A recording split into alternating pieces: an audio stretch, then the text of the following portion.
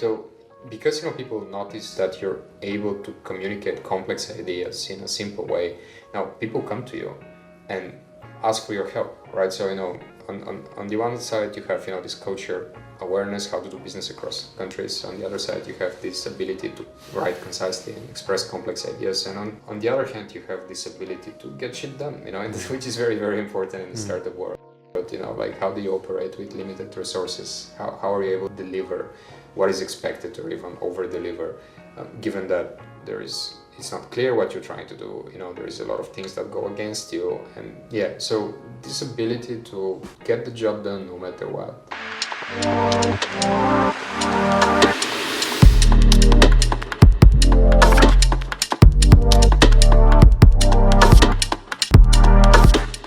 One of the things that I'm doing is that I was really inspired by Dexter, actually.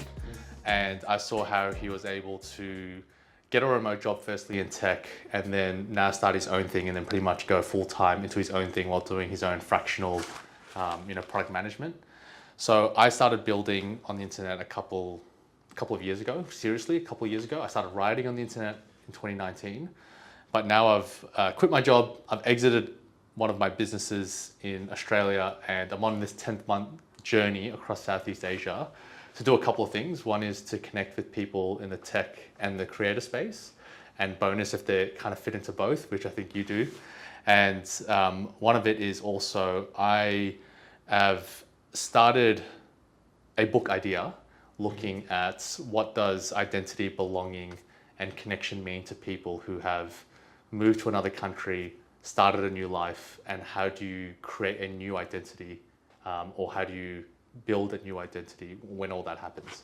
So that's why it'll be a bit of a meandering conversation, but I think what I'm really interested to hear is the journey that you've taken, not from birth, but the journey you've taken in the last 5, 6, 7, 8 years. I know originally you're from Europe, you've obviously done internships in Taiwan, you've studied in Denmark, I believe, as well. So you've lived in several continents across several different places, but what's your journey been from university or high school onwards to get you to where you are today?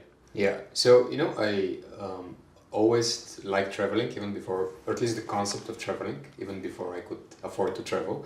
So I come from a very humble family in Bulgaria, so my parents are blue-collar workers. So they couldn't really afford to travel much, but I always felt, like this kind of pull, that something is pulling you to go out there and explore.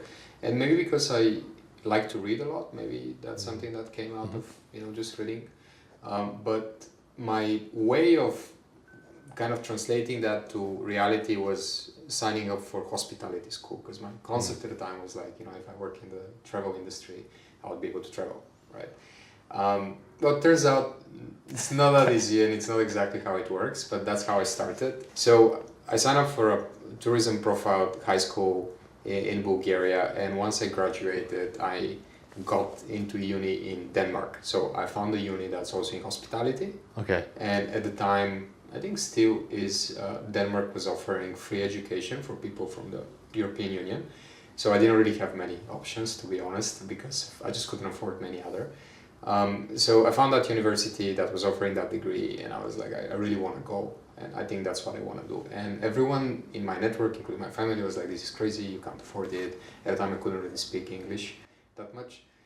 But I was like, I'll figure it out. Like, when you're younger, sometimes you don't know what you don't know. So it's easier to make like bold leaps. So I kind of left with very little money and, just a lot of self-belief that I'll figure it out. Because I used to work from very early age. So I was like, what's the worst thing that can happen? I'm just going to get a job. And then I moved to Denmark for studies, and I ended up spending there 7 years. And while the beginning was hard, because it was difficult to find a job, and it's not a country where English is the first language, even though most people speak English, they prefer speaking Danish.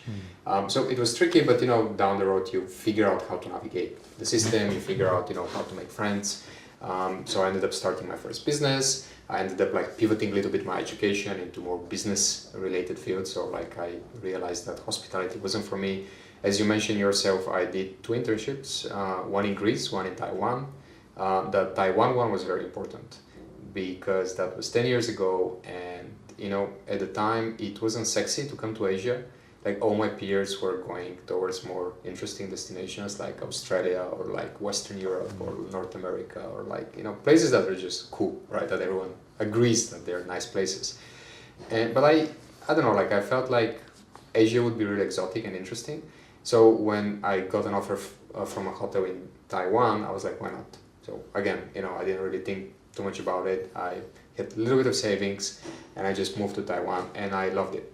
I liked it very much. I felt like Asia is this big opportunity that no one is talking about. You know, people are super friendly. There is a lot of growth opportunities and it's just the right time to come in. So even though at some point I finished with my internship and I came back to Denmark to continue my master's, I always knew that I would come back to Asia, right? Like I just made my mind that this is the place where I want to spend considerable time of my life. And once I graduated my master's, I kind of figured out a way to come back. And here I am in Singapore.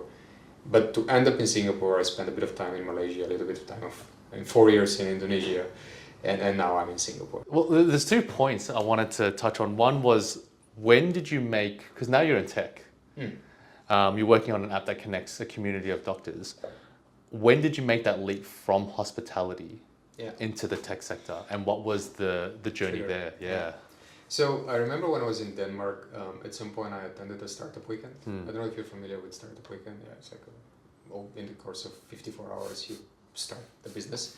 And I attended a startup weekend and I was blown away by how much progress we made in 54 hours. Right. And I was like, wow, it was this moment, this pivotal moment in time where I figured out that this is actually what I want to do. It's kind of way more exciting. Hospitality is very conservative industry. Things are done the same way and there's not that much for growth. Like when I did my internship in Taiwan, you know, they offered me a good job and I was thinking, well, that's kind of is like there's not that much more growth to my career if I continue with hospitality. Like I could get that nice job and pretty much I would stay with that job for a while and there is nothing else I can do. So the startup weekend experience was really eye-opening. And this is the moment in time when I figure out I want to do things. And then, you know, through various different student projects at uni, I just experimented a lot with different ideas and different competitions. And that set me on the path of tech. And ever since then, I've been in tech and I never looked back to hospitality. I just focused entirely on that. Did you have to relearn or reskill or restudy as part of that? Yeah. I want to get onto that. The second part of your journey that I find really interesting, and it also comes through in your writing on Substack and LinkedIn, was that you have a mission and then you kind of just jump feet first into it. So you did that when you said, I'm going to do hospitality and travel the world, and then I'm going to go study in Denmark, and then I'm going to do this internship in Taiwan, and then you said I'm going to move into tech. And then where do you think you've developed that strong internal sense of, okay, I want to do this, I'm going to now take a course of action to achieve that? Even if I'm wrong, I'm sure I'll figure it out. I don't think that's something that someone teaches you. I think it's a personality trait that you either have or you don't have. I think it's very hard to be this kind of person if it doesn't come naturally to you, because you need to be continuously in an environment that is not familiar. And it's hard. I see it, you know, now that I work with a lot of people, when I give them new tasks or things that are very different than what I used to do, it's very uncomfortable for most people. I used to believe that most people are like me and it's completely normal than what I do. And I have come to realize that actually, yeah, there are many people like me, but not as many as I thought initially. So I do think that's a trait that I had. And it's funny because no one in my family has that trait. And I don't have a single relative that ever left the country or ever got a uni degree. Like, you know, they just had blue collar jobs all their life. So I really, like, I've been thinking a lot about it and writing about it, and the one conclusion I'm reaching is that 1, it's personality trait, and 2, it's the books that you read. Yeah. Reading books really helps because it opens this entirely different world, and, you know, like, it just, you realize that a lot of things are possible and other people have done them. So I do think that books helped me a lot. At least they kind of gave me the courage that I can do it, and then I had that drive either way to just try new things. So from a young age, have you always found it easy just to embrace uncertainty and just be uncomfortable? I don't think it gets harder with age. I do think, like, as you get older, you get a bit like, do I want to go through this once again? I've been through it, like I changed 7 countries so far in my life. And The good thing about going through like something like this, especially changing countries, that you can be a different person. No one would know. Like you're in a new country, new environment, you can be completely different, and you can embrace a different personality if you wish to. And people would accept you because they don't know any better. And in fact, often when I meet my old friends, I feel like I lived many different lives, and they remember me one way, and the people here remember me in a different way. And it's interesting, but it does get harder. It does get harder as you get older. I don't know if I would continue doing that. Maybe more than the average person. Absolutely more than the average person. And that's why it's very important that if you sense that you have this kind of personality, that you find a career that aligns with it. Because you don't want to have a career where you feel like you're suffocated. You want a career that enables you to do more of that. And that's why I think startups are a very good fit for me. Because in startups, you always need to learn new things. You always need to think from first principles. You always need to figure out new shit. Even if you stay within the same industry, there is always so much that you have to learn and that you need to reverse engineer. And because of that, I feel like, I don't know, like I'm scratching that itch, and it feels good. If someone was struggling with being uncomfortable or embracing a little bit of uncertainty, how would you encourage them to overcome that? I think you should essentially start doing things that you enjoy, but they're adjacent to things that you do right now, right? So like kind of similar, but you haven't really done them, and gradually warm up to things that are more different and more different. And the good thing is that the more you do things that you haven't done before, the more you realize that it's not that scary. Like what's the worst thing that can happen? Like, first of all, you acknowledge that you're not an expert in a field, and that's okay. Like some people may laugh at you, and some people may be like what are you even trying to do? But then how bad is that? It's not that bad, right? It's completely, like you can just ignore them. So I think you start by working on things or like having hobbies, slightly different than what you do, but somehow related. And gradually you try to do harder and harder, or maybe not harder, but more different things. And you just in the process learn that it's actually not that hard. And there is a framework, there is a playbook that you start following, on how do you learn new things. And I know on your LinkedIn bio, which I don't usually start an interview there, but you have a list of things that you believe in. And They Almost Read has your own personal set of playbooks and frameworks that you rely on.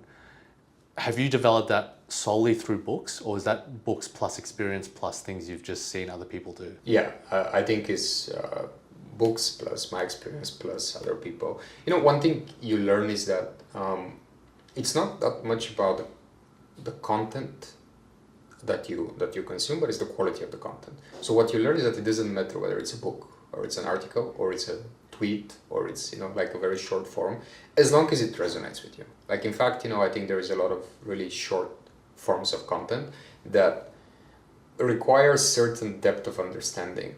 That when someone shares something really concise, most people don't get it, but because you have certain experience, you kind of get it, right? So I have come to appreciate all forms of content, and I have come to a conclusion that I need to be very selective about the people I follow and the content that I follow. And through that, I have built these principles. A lot of these principles are not my principles, but they're actually principles I borrowed from other people. And that's one thing that I have become increasingly more comfortable. Like you don't need to reinvent the wheel. If someone has figured it out and it has a great value in life that resonates with you, why can't you just borrow it? Like why do you need to come up with something unique? Because even when you start, reading a lot of biographies and memoirs of successful people, what you start noticing is that many of them had someone that they followed and they borrowed ideas from.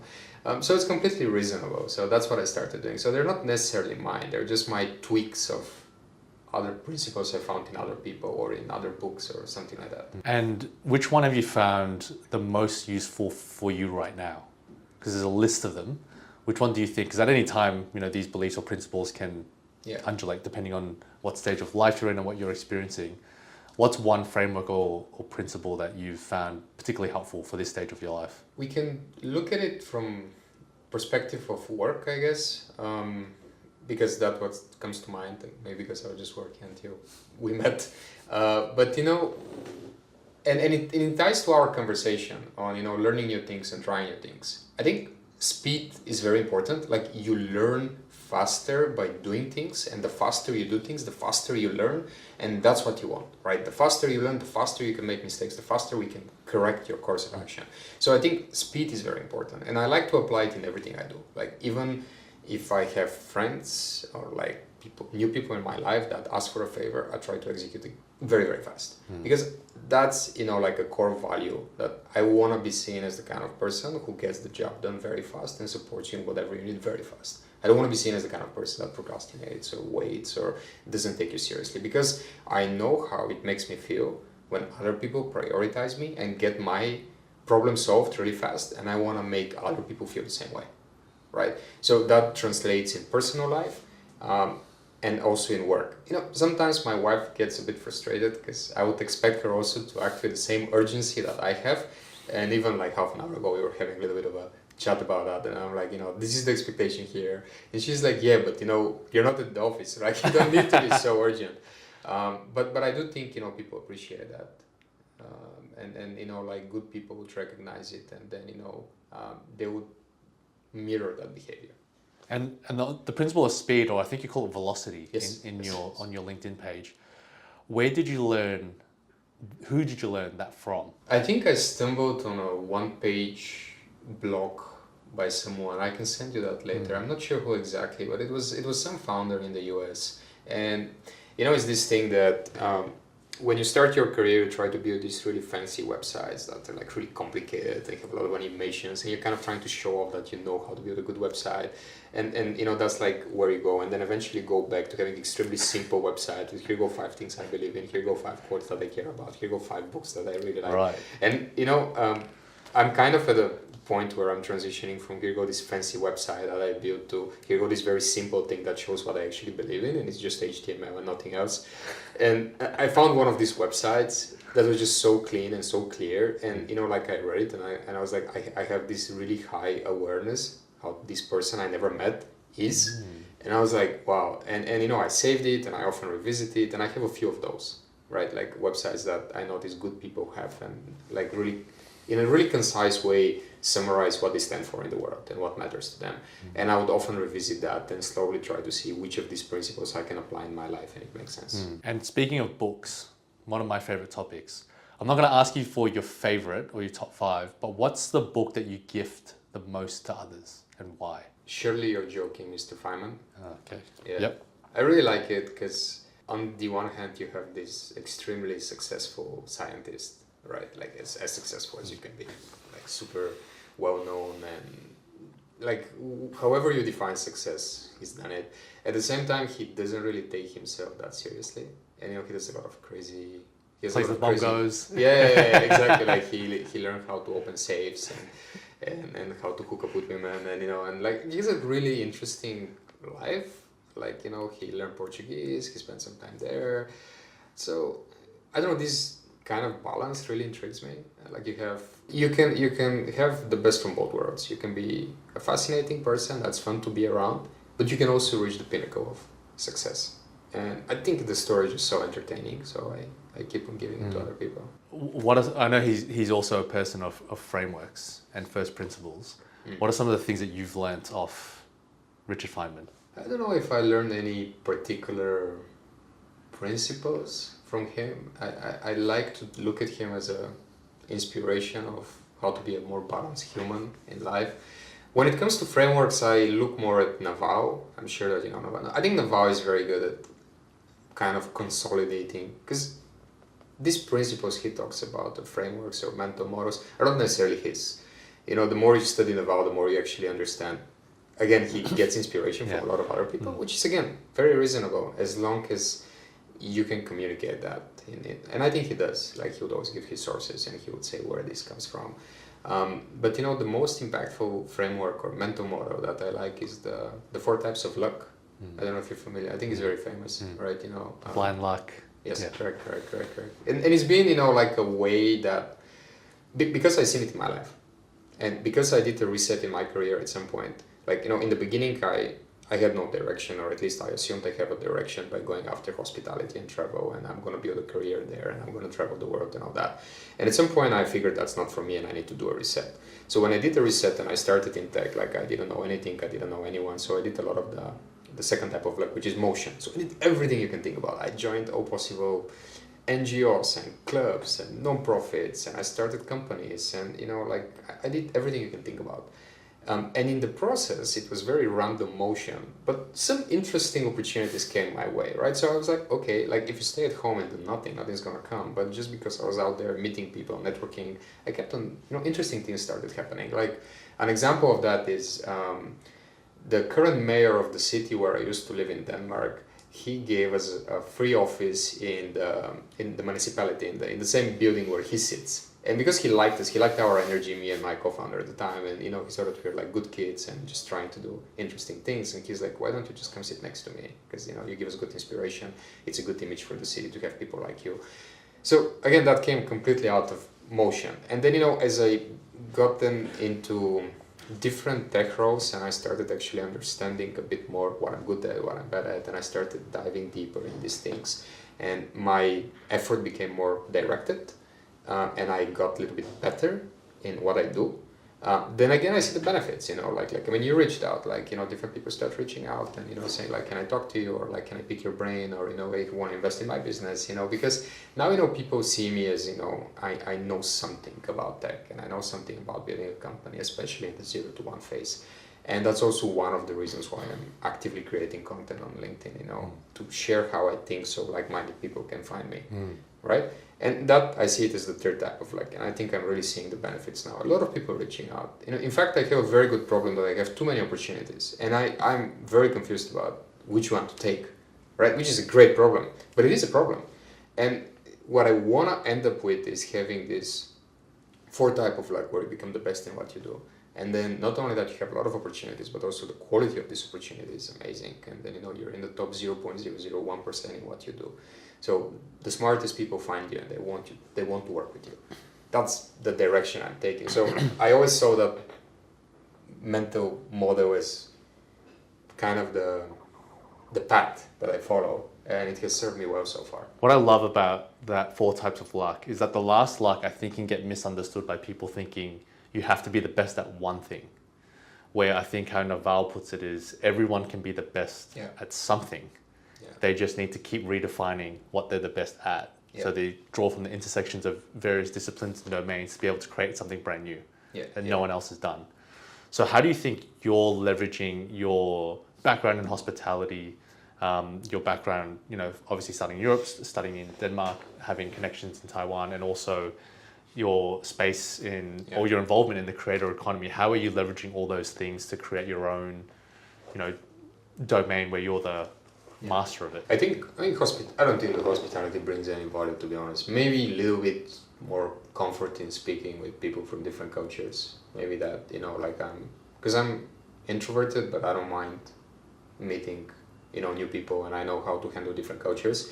In fact, recently I got the highest praise you can get in Singapore, which someone told me that I'm really good at understanding the nuances of a conversation and a culture better than some local people, right? Wow, okay. Which is like really high praise. Yeah, that's very high praise. You can catch some, even because Singapore is so multiracial, so you have like Chinese and Indian, and they have different cultures and different way of doing things. And I'm at the point where I can notice things, right? So I guess that's one pillar, having this culture awareness and knowing how to do business with people across cultures, and how to be pleasant, or how when to be pushy, when not to be pushy, how to adapt to that. On the other side, from the creator economy, I've been really forcing myself to write, and it's very hard for me because English is not my native language, and it was very embarrassing in the beginning, and it took me a while to get more comfortable, but the more you do it, the easier it gets. And now I'm at the point where, because people have noticed me writing a lot, even within Docwitty, if there is an important internal memo, the founder would call me and say, can you write it?